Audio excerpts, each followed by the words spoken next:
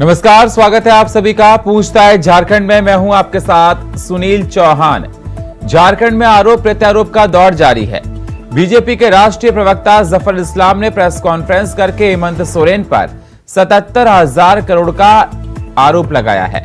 जफर इस्लाम ने कहा कि हेमंत सोरेन के झारखंड में करप्शन के स्लीपर सेल इंचार्ज हैं। हेमंत सोरेन सरकार ने मनरेगा, कोल आवंटन, अवैध खनन, लैंड स्कैम तमाम घोटाले किए और 77,000 करोड़ का घोटाला किया है।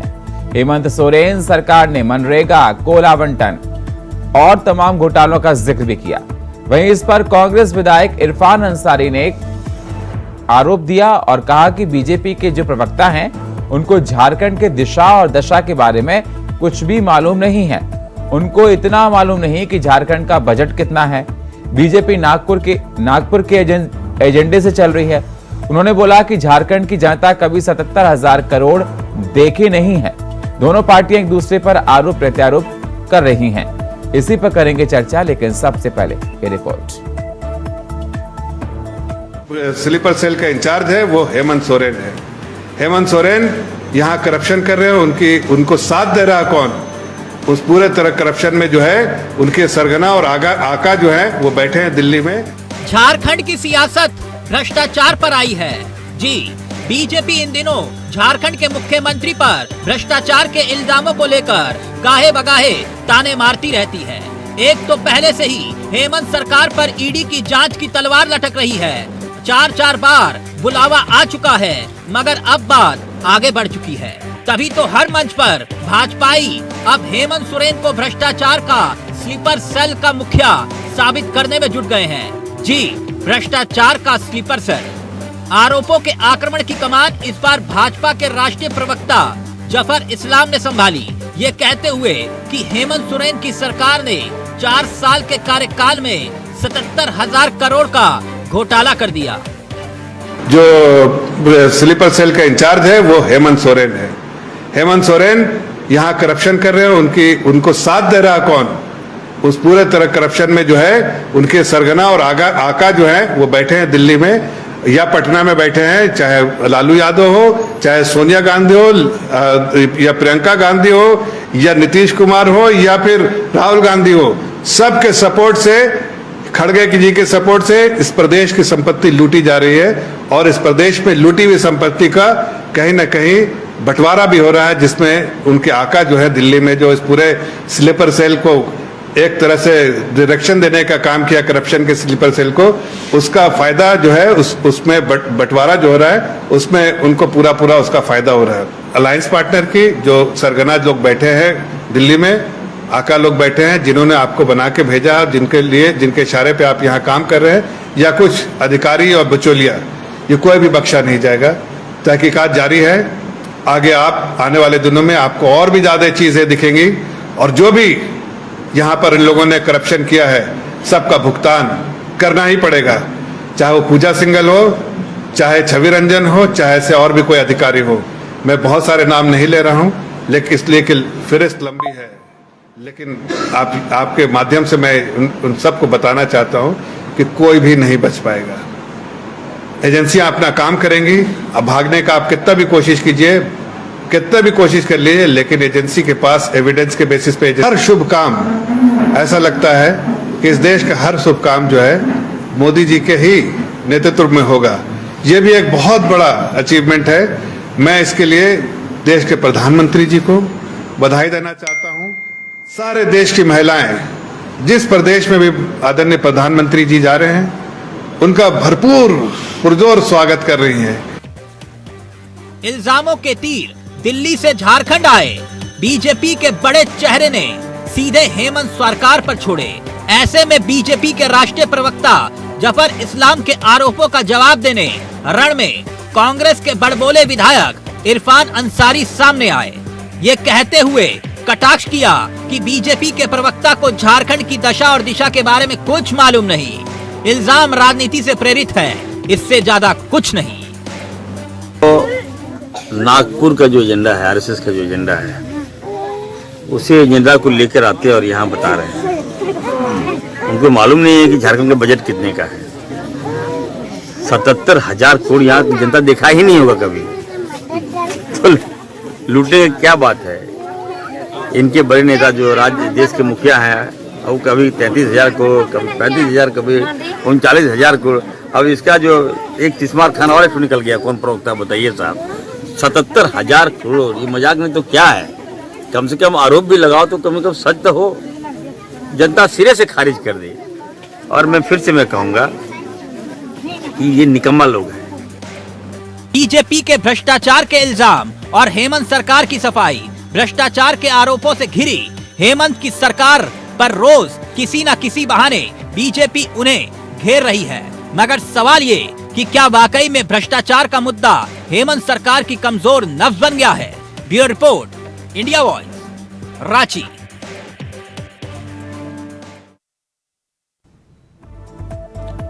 तो लगातार ये देखा जा रहा है हेमंत सोरेन की मुश्किलें बढ़ती जा रही हैं। चार बार पहले ईडी की तरफ से नोटिस भेजा गया था, फिर से बीजेपी ने भ्रष्टाचार का उनके ऊपर आरोप लगाया है। हेमंत सोरेन लगातार ये देखा जा रहा है मुश्किलों में फंसते हुए नजर आ रहे हैं। बीजेपी उनको कोई मौका नहीं छोड़ती घेरने के लिए। पहले ही उन पर मनी लॉन्ड्रिंग के तमाम आरोप लगे हैं। अब फिर से भारतीय जनता पार्टी के राष्ट्रीय प्रवक्ता जफर इस्लाम ने प्रेस कॉन्फ्रेंस कर हेमंत सोरेन सरकार पर 77,000 करोड़ का घोटाले का आरोप लगाया है। और चर्चा करने के लिए हमारे साथ जुड़ चुके हैं सुमित शरण, भाजपा नेता हमारे साथ हैं। हमारे साथ सुजीत सरकार, झारखंड मुक्ति मोर्चा के नेता हैं। और हमारे साथ चंकी त्रिवेदी, वरिष्ठ पत्रकार हमारे साथ है। स्वागत आप सभी मेहमानों का चर्चा में जुड़ने के लिए। सबसे पहले सुजीत सरकार, मैं आपके पास ही आना चाहूंगा। सुजीत जी, जिस प्रकार से जफर इस्लाम ने प्रेस कॉन्फ्रेंस की और कहा कि आपकी प्रदेश में तमाम भ्रष्टाचार के आरोपों को गिनाया, मैं आपसे यह जानना चाहता हूं कि पहले से ही ईडी की तलवार हेमंत सोरेन पर लटकी हुई है और बीजेपी ने प्रेस कॉन्फ्रेंस कर दी, 77,000 करोड़ के घोटाले का आरोप आप पर लगा दिया। देखिए सर, बात यह है,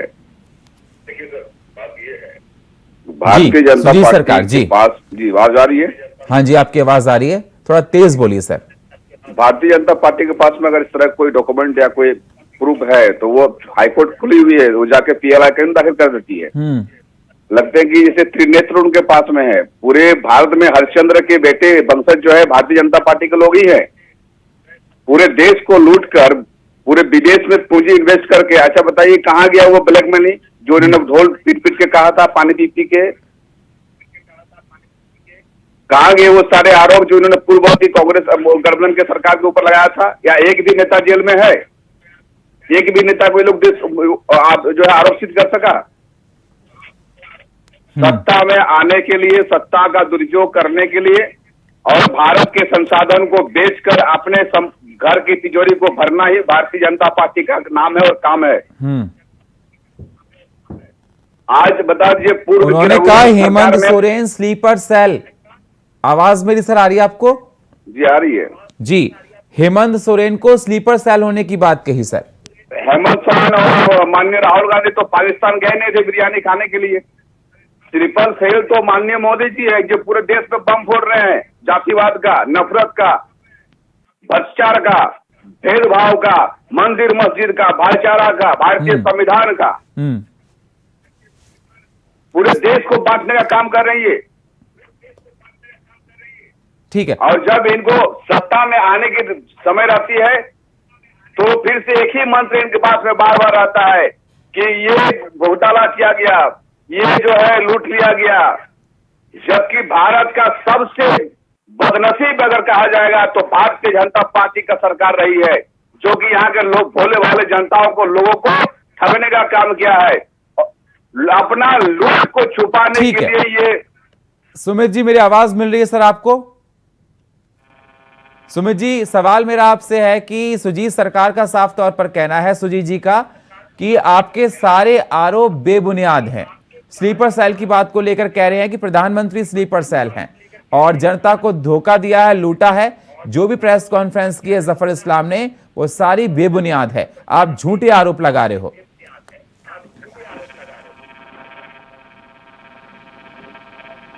सुमित जी की आवाज को ठीक कराइए, आवाज ठीक से नहीं आ रही है। आवाज नहीं आ रही? हाँ, आपकी आवाज आ रही है सर, बोलना स्टार्ट कीजिए। मैं बोल रहा हूँ सुनील जी, आपका धन्यवाद पहले, लेकिन मैं एक बात जरूर कहना चाहूंगा कि मुझे इससे ज्यादा कुछ उम्मीद भी नहीं है जेएमएम के प्रवक्ता से, लेकिन एक बात का जवाब इनको जरूर देना चाहिए कि भावनात्मक विचार देकर, भावनात्मक बयान देकर ये लोग हमेशा झारखंडियों को ठगते आए हैं, कोई इनकी नई बात नहीं है। लेकिन इनको ये सबसे पहले इस बात का जवाब देना चाहिए कि अगर यहाँ पे कुछ हुआ ही नहीं, सब कुछ बहुत अच्छे से सब चल रहा है, और तब फिर पंकज मिश्रा जेल में क्यों है, तो इनके 11 के 11 आईएएस अधिकारी जेल में क्यों हैं, और जांच और जो चल रही है, ईडी क्यों बुला रही है मुख्यमंत्री जी को, तो ये सारी चीजों का जवाब इनको देना चाहिए। पंकज मिश्रा एक छोटा व्यक्ति हो सकता है एक व्यक्ति के रूप में, लेकिन वो मुख्यमंत्री जो अभी राज्य में है उनका विधायक प्रतिनिधि है था उनके क्षेत्र में, और संथाल परगना का झारखंड में जो क्षेत्र है सुनील जी, ये जो है ना वो खनिज संपदा हो गई, आपके पत्थर वगैरह के लिए बहुत ज्यादा ये जाना जाता है। और ये अगर आप कभी संथाल परगना आएंगे या गूगल मैप से आप पिछले 5 साल पहले की कोई तस्वीर निकाल लीजिए संथाल परगना के, पाकुड़ के इलाके के, साहिबगंज के इलाके के, राजमहल के इलाके के, जामताड़ा के इलाके के, और आप 5 साल बाद निकालिए तो आप देखेंगे कई पहाड़ खड़े खड़े गायब हो गए। अब इनके लिए जो हमारे प्राकृतिक संसाधन है, जो पहाड़ थे, जो खड़े पहाड़ तो गायब हुए, पहाड़ के नीचे और खोद के गड्ढा कर दिया गया है। तो एक पहाड़ की कीमत आप क्या लगाते हैं? इनके लिए लगता है 70,000 करोड़ जो ये कह रहे हैं कि बड़ी संपदा है, बहुत बड़ा आंकड़ा है। मैं कहता हूं कि वो भी कम है। जो अगर देखा जाए जो खनिज संपदा है, जो प्राकृतिक संपदा है, उसका कोई मोल नहीं होता, अनमोल होते हैं। और वो अगर वो एनजीटी अगर इस पर ध्यान दे तो और एक नया मामला खुल जाएगा। कई तरह के मामले अगर आप फोकस करेंगे पाकुड़ के इलाके में, राजमहल के इलाके में, तो आपको कई मामले मिलेंगे। और ये सबको जग जाहिर है कि मुख्यमंत्री जी ने किस प्रकार से जो निजी लोगों को दिया है, कई मामले और है यहाँ पे जो बाहर की जाती है, जो बालू उठा के भेजा जा रहा है, बालू का मामला हो, गिट्टी का मामला हो, पत्थर का मामला हो, कई ऐसे मामले हैं। अगर आप संथाल परगना में फोकस करते हैं, बाकी झारखंड को छोड़ दें, तो आपको इससे बड़ा आंकड़ा मिलेगा। ये सारी चीजों का उनको जवाब देना चाहिए। आज पंकज मिश्रा क्यों नहीं निकल पा रहे हैं? उनके अगर बेकसूर है तो आप क्या न्यायालय के सवाल उठा रहे हैं कि आप ये कह रहे हैं कि जो 11-12 वो बिना मतलब चले गए? ये बोलना बड़ा आसान है, लेकिन ये बात आपको मैं बता दूं सुनील जी, अगर मधु कोड़ा की सरकार आपको याद होगी तो मधु कोड़ा की सरकार ने जिस प्रकार गठबंधन में साथ देकर कांग्रेस पार्टी ने जेएमएम ने राज्य को लूटा था, ये मधु कोड़ा पार्टी में चल रहा है। और आज भी देख लीजिए कि राजद जैसी पार्टी जिसने ये कहा था कि मेरी लास्ट झारखंड बनेगा, ऐसी पार्टी से समर्थन लेके झारखंडी बन रहे ये लोग, उसके बाद वो बोलेंगे कि इसके बाद की सारी चीजें बहुत अच्छी चल रही है। तो मैं नीति की बात है। और एक बात मैं बोलूँ, गठबंधन के बात उठाते हुए मैं कहता हूँ शिबू सोरेन जी को, जितिन गुरु जिसको बोलते हैं, उनको जेल भेजने वाले कौन थे? ये कांग्रेस वाले। आज जेल भेजने वाले कांग्रेस के साथ गठबंधन है, जिसने बिहार से झारखंड अलग होने के लिए विरोध किया, राजद उसके साथ गठबंधन है। तो नीति तो इनकी कुछ नहीं है। रही बात इसलिए गठबंधन है, तो गठबंधन इसी भ्रष्टाचार के लिए है, जिस भ्रष्टाचार का आरोप जफर इस्लाम हमारे प्रवक्ता लगा रहे हैं। तो इनके पास भावनात्मक बयान देने के अलावा तथ्यात्मक कोई बात नहीं है। ठीक है, एक सेकंड सुजीत जी की आवाज को ठीक करवाइए, सुजीत जी की आवाज को ठीक कराइए। मैं आपके पास आऊंगा सुमित जी, आपके पास। ठीक है, चंकी त्रिवेदी हमारे साथ वरिष्ठ पत्रकार जुड़े हैं। चंकी जी, आवाज मेरी आ रही है सर आपके पास? जी। चंकी जी, आपने सुन लिया होगा सुमित जी को, सुजीत जी को भी। सवाल मेरा आपसे यह है कि दोनों पार्टियां एक दूसरे पर भ्रष्टाचार के आरोप लगा रही हैं। जफर इस्लाम ने प्रेस कॉन्फ्रेंस की तो कांग्रेस के विधायक ने उसका पलटवार किया। जफर इस्लाम ने कहा कि 77,000 करोड़ का घोटाला हुआ है, कोल स्कैम हुआ है, जमीन घोटाले हुए हैं, तमाम घोटाले वो गिना रहे वहां पर। लेकिन कांग्रेस कह रही है कि सारे आरोप बेबुनियाद हैं। मैं आपसे ये जानना चाहता हूं कि किसके आरोपों में कितना दम है और इन आरोपों को आप किस प्रकार से देखते हैं? देखिए, मैं कहना चाहूंगा कि झारखंड एक समृद्धशाली राज्यों के रूप में जाना जाता है। झारखंड की पहचान जो है खनिज संपदाओं से प्रचुर मात्रा में है, इसलिए जाना जाता है। और उस राज्य के मुख्यमंत्री माननीय हेमंत सोरेन जी हैं। लेकिन जब से यह सरकार बनी है तब से ये देखा जा रहा है कि लगातार जो है संगीन आरोप लगते जा रहे हैं। कभी 1,000 करोड़ अवैध खनन के आरोप लगे थे।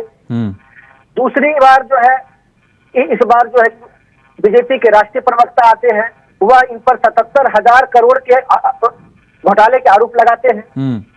अब दिलचस्प वाली बात यह है कि अगर इतने बड़े बड़े आरोप लग रहे हैं और ये हेमंत सोरेन की सरकार जो है वह कह रही है कि सारे आरोप निराधार हैं, तो ठीक है, आप जो है एक मानहानि का केस कीजिए, आप अदालत में जाइए, आपके ऊपर इस तरह का संगीन आरोप लग रहा है, एक मुख्यमंत्री के ऊपर जो है इतने बड़े बड़े आरोप लग रहे हैं, तो ठीक है, आप जो है अपने बचने के लिए, ईडी से बचने के लिए आपने अदालत का दरवाजा खटखटाते हैं, तो अपने इतने बड़े आरोप लगे हैं तो इस पर जो है आपको जाना चाहिए अदालत में, अपने ऊपर लगे आरोपों पर मानहानि का केस दर्ज करना चाहिए। सुजीत जी, मेरी आवाज सर आपको आ रही है? जी आ रही है। सुजीत जी, अगर आपको इन आरोपों से इतनी परेशानी है तो मानहानि का केस कीजिए ना जफर इस्लाम पर, बीजेपी पर। वो सारे चीज की व्यवस्थाएं हो रही है। भारतीय जनता पार्टी के अच्छा, एक बात ही बताइए सुजीत जी कि लगातार हेमंत सोरेन पर भ्रष्टाचार के आरोप क्यों लग रहे हैं? देखिए, चूंकि भाजपा समर्थित सरकार जो है हेमंत सोरेन यहाँ पर नहीं बना रहे,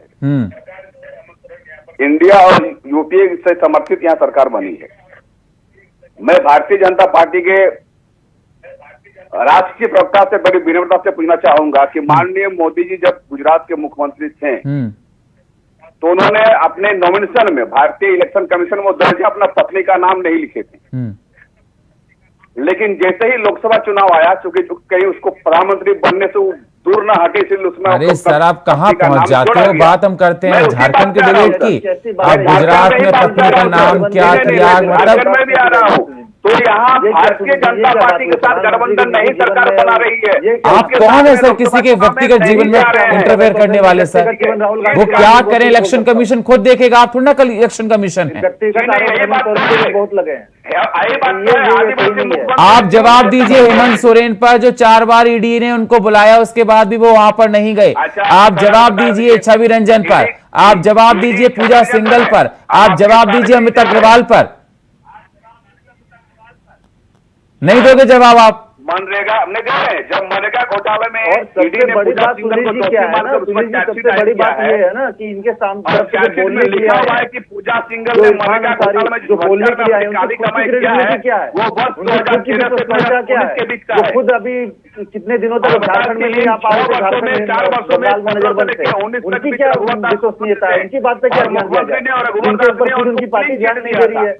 जो अपनी पार्टी में हेमंत सोरेन जी के सामने वो अपने आप को प्रस्तुत करने के लिए जो मन को इरफान अंसारी बोलते रहते हैं, इरफान अंसारी की क्या विश्वसनीयता है? उनकी बयान पे क्या बात की जाए? लेकिन इरफान अंसारी कह रहे हैं कि जफर इस्लाम को तो बात करने का हक ही नहीं है, उनको ये नहीं पता कि झारखंड का, उनको ये तक नहीं पता कि झारखंड का बजट कितना है। इरफान अंसारी को कुछ पता है क्या? इरफान अंसारी को ये बता दें कि वो बंगाल में नजरबंद करते हैं। अगर इतने बड़े वो विश्वसनीय नेता है तो उनकी पार्टी खुद उनको निलंबित कर दी थी, उनकी पार्टी वो ये बताए कि उनका निलंबन क्यों हुआ था। तो वो इरफान अंसारी की बातों को हम लोग गंभीरता से नहीं लेते, लेकिन बात यह है कि अगर पंकज मिश्रा के ऊपर एक अकेले व्यक्ति के ऊपर 1000 करोड़ घोटाले का आरोप लग सकता है, तो क्या सुनील जी ऐसे 77 लोग नहीं होंगे क्या? ऐसे इतने बड़े राज्य में क्या यहाँ पे कई ऐसे लोग हैं जो कई तरह के आरोप लग रहे हैं? तो एक मामला यही थोड़ी है, मैंने यही एग्जाम्पल दिया कि संसार करना जो एक क्षेत्र है जहाँ पे 6 जिले हैं, सिर्फ वहां पे अगर आप सही से आकलन करवा लें तो ये आंकड़ा इससे बाहर जाएगा। आप यहाँ पे देखें, सुजीत जी जवाब दीजिए। सुजीत जी हो रही है, आपको पता है इसमें रॉयल्टी भी नहीं मिलती है, आप बालू के राज्य सरकार के खजाने में कुछ नहीं जाता है, सारे पर्सनल पॉकेट में जाता है। अगर आप जाएंगे दुमका के इलाके में, पाकुड़ के इलाके में, जो बड़े बड़े डंपर रात को ट्रक पार होते हैं, वो ट्रकों का पार होने का सिलसिला क्या आपको पता है? आप कभी पता कराइए, अपने रिपोर्टर को वहां भेजिए, उसके बाद देखिए इन लोगों का जवाब क्या आएगा। आपने खुद एक रिपोर्टिंग करवाइए वहां से। ऐसी हानि करवा रहे हैं ये लोग राज्य को, राजस्व का। अभी तक क्यों नहीं आप करवा देते टेंडर बालू का? भाई आप घाटों का टेंडर नहीं हुआ अपने घाट में बालू के जो बड़े बड़े बिहार में जा रहा है, बंगाल में जा रहा है और बालू जा रहा है, आपके बड़े बड़े जो बड़े बड़े पहाड़ जो है वो गायब हो गए। और बात हो रही है सामने बोलने के लिए कौन आ रहा है? इरफान अंसारी, जिनकी खुद कोई विश्वसनीयता नहीं है, खुद उनकी पार्टी ने उनको निलंबित करके रखा है, बंगाल में नजरबंद करके रखे हुए, उन्होंने झारखंड का नाम बढ़ाया है, जो आज झारखंड की बात करने आए हैं वो। जवाब दीजिए सुजीत जी। सुजीत जी जवाब दीजिए सारी बातों का कि इरफान अंसारी जो जफर इस्लाम पर बोल रहे हैं। मैं सुनील जी मैं चाहता हूँ सुजीत जी पहले बोले कि इरफान अंसारी पे भरोसा करते हैं, पहले जेएमएम के प्रवक्ता मान ले कि इरफान अंसारी उनके भरोसे के लायक है, पहले यही बोल दें। सुजीत जी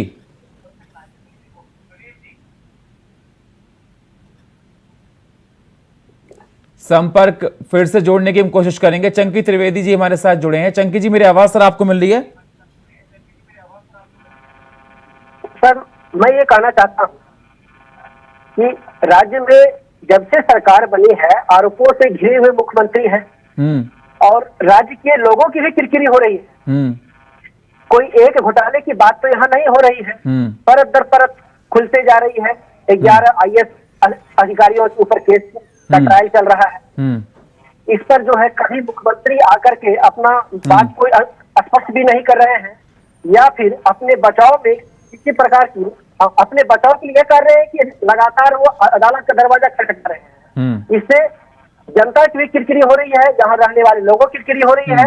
ये स्पष्ट होनी चाहिए कि इतने बड़े अगर भ्रष्टाचार लगे हैं 4 बार नुकसान भी तो हो रहा है सर, जनता का नुकसान हो रहा है, बिल्कुल नुकसान हो रहा है। 4 बार ईडी सरकारी खजाना भ्रष्टाचार के भेंट चढ़ रहा है इस प्रकार से अगर बताया जाए तो। बिल्कुल सर, 4 बार ईडी का नोटिस गया, नोटिस के बाद जो है वह ईडी के दफ्तर तक नहीं पहुंच रहे हैं। वो तो ये बोल रहे हैं कि ईडी दफ्तर से नहीं पहुंच रही, ईडी केंद्र सरकार के अधीन होकर काम कर रही है। हेमंत सोरेन का ये कहना है कि केंद्र सरकार के कहने पर ईडी काम कर रही है, इसलिए नहीं जा रहा। कोई भी जांच एजेंसी सर किसी के कहने पर काम नहीं करती है। उनका एक अपना पैनल होता है, वो अपने पैनल के आधार पर अपने कॉलेजियन के आधार पर काम करती है। पूरा का पूरा जो है आप इसका इसीलिए उसको एक स्वतंत्र इकाई के रूप में रखा जाता है। ठीक है, और आप कहते हैं कि उपयोग नहीं एक सेकंड चंकी जी मैं आपके पास आऊंगा, मेरे साथ सुजीत सरकार जुड़ चुके हैं। सुजीत जी आवाज मिल रही है मेरी? जी मिल रही सर। आप जफर इस्लाम पर आपके विधायक इरफान अंसारी तमाम बातें बोल रहे थे। बंगाल में सुमित शरण जी का कहना है कि नजरबंद थे। दूसरों पर सवाल करने से पहले अपने आप को देखें कि उनको कैसे नजरबंद कर रखा गया। वो खुद जांच के घेरे में है, तमाम सवाल उन पर जनता पूछ रही है, वो दूसरे पर उंगली कैसे उठा सकते हैं? इरफान अंसारी माननीय विधायक हैं, आज वो बाहर हैं और वो जिस जांच में कोलकाता में बता रहे हैं सुमित जी, आज वो हाईकोर्ट से निर्दोष बरी हुए हैं। उनको पता होना चाहिए कि हाईकोर्ट से उनको बरी हुए हैं और किसी भी जांच के लिए उसको मुक्त रखा गया है। अगर वो हाईकोर्ट में जाकर गवर्नमेंट में पोर्टल में पेपर निकालते हैं तो पहले आप निकाल कर देखो कि आज पार्टी ने उसका बेरमो के विधायक करवाया था। वो किस पार्टी के विधायक हैं? किस पार्टी के विधायक ने उनके ऊपर FIR करवाया था सुनील जी? जवाब दीजिए सुजीत जी। उनकी पार्टी का राजेश ठाकुर उसे FIR करवाने के लिए गए हुए थे, थाने के लिए गए हुए थे। जब उनकी पार्टी के लोगों ने FIR करवाया था, भाजपा के लोगों ने तो नहीं करवाया। अनूप सिंह ही ज्यादा बेहतर जवाब से देगा। जहां तक मुझे जानकारी है कि भारतीय जनता पार्टी के कुछ लोग की ये मंशा थी कि शुरू से कि विधायक लोगों को किस तरह से खरीदा जाए। मिशन कमल जो होता है पूरे हिंदुस्तान पे, उसको झारखंड में लोग लॉन्च करना चाह रहे थे। इससे पहले भी आपने सवाल वो सिंपली पूछ रहे हैं सर आपसे। एक सेकंड सुजीत जी, सवाल सिंपली पूछ रहे हैं। आपकी पार्टी के नेता ने FIR खुद कराई, आपके घर में ही खुद FIR करवाएगी कि दूसरी पार्टी के नहीं आए थे? आप कैसी बातें कर रहे हैं सुजीत जी? उस FIR को आपकी पार्टी के अंदर ही उनसे परेशानी थी, उन्होंने FIR कराई थी। बोलिए इस बात को। माननीय विधायक अनूप सिंह ही बता पाएंगे कि उनके पास में क्या इन्फॉर्मेशन थी कि कैसे भारतीय जनता पार्टी के लोग पैसे लेके जो है वो विधायक लोगों को खरीदते हैं। क्या उनका ये था सूचना, वो अनूप सिंह बता सकते हैं। तो इरफान अंसारी बिल्कुल मतलब कोई उन पर आरोप नहीं है? जी एकदम, मैं उनको व्यक्तिगत तौर पर जानता हूँ। नजरबंद क्यों किया गया था उनको? अच्छा देखिए, किसी भी सरकार में कोई भी राज्य में कुछ बात होती है तो वहाँ पुलिस हो। अच्छा, ऐसे नजरबंद कर दिया जाता है।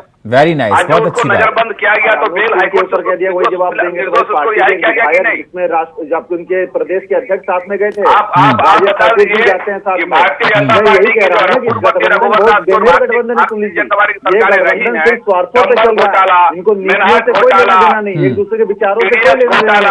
ये स्वार्थ पे चल रहा है। घोटाला पार्ट 2 है। घोटाला, टैक्स घोटाला, विधानसभा की नियुक्ति घोटाला, विधानसभा भवन निर्माण में घोटाला, छात्रवृत्ति घोटाला, लो एक्स घोटाला। अरे भाई, अगर हमारी सरकार में घोटाला है तो आपकी सरकार घोटाला 3-4 साल से चल रही है। आपके पास घोटाला है, जांच एजेंसी है, राज्य की पुलिस है, तो आप जांच क्यों कराते? मिड डे मील नीचे घोटाला, आप जांच कराइए। घोटाला, ठीक है, जल्दी से चंकी जी फाइनल कमेंट रखिए सर। जल्दी से चंकी जी फाइनल कमेंट सर। चंकी जी देखिए मेरा कहना है, दोनों पार्टियों से मेरा कहना है, बीजेपी हो या फिर अलायंस पार्टी, कहना ये है कि आरोप और प्रत्यारोप करने से नहीं चलेगा। यहाँ पर चलेगा कि ठीक है, आपका सुशासन है, आप जो है यहाँ शासन कर रहे हैं, तो जनता को भी जवाब देना होगा आपको कि आपके ऊपर इतने बड़े आरोप लग रहे हैं। आखिर इससे पहले की सरकारें करती थी, लेकिन इस तरह का आरोप नहीं करता था। पिछले दिनों देखा गया था संघर्ष यात्रा में बीजेपी के प्रदेश अध्यक्ष बाबूलाल मरांडी के द्वारा जनता वेदों को लहराते हुए सभा में दिखाया गया था कि कैसे शिबू सोरेन का नाम बदल करके, कैसे हेमंत सोरेन का नाम बदल करके जमीन को खरीदा गया, अपने नाम पर खरीदा गया और औने पौने काम पर आदिवासियों की जमीन नहीं गई थी। चलिए, बहुत बहुत शुक्रिया आप सभी मेहमानों का चर्चा में जुड़ने के लिए। सुमित जी आपका, सुजीत जी आपका और शंकर जी आपका। मेरे पास समय इतना ही है, लेकिन सवाल लगातार उठते रहेंगे। जिस प्रकार से जफर इस्लाम ने प्रेस कॉन्फ्रेंस की और हेमंत सोरेन सरकार पर 77,000 करोड़ रुपए का घोटाले करने का आरोप लगाया, इस पर जवाब देते हुए अंसारी जो कि कांग्रेस के विधायक हैं, उन्होंने कहा कि ये सारे आरोप बेबुनियाद हैं। लेकिन जिस प्रकार से देखा जाए प्रदेश के हालातों को देखते हुए बीजेपी का कहना है कि जनता बहुत त्रस्त है और आने वाले समय में जनता इसका जवाब देगी। और फिलहाल हमारे इस खास प्रोग्राम में इतना ही। बाकी खबरों के लिए आप बने रहिए इंडिया वॉइस के साथ। तब तक के लिए नमस्कार।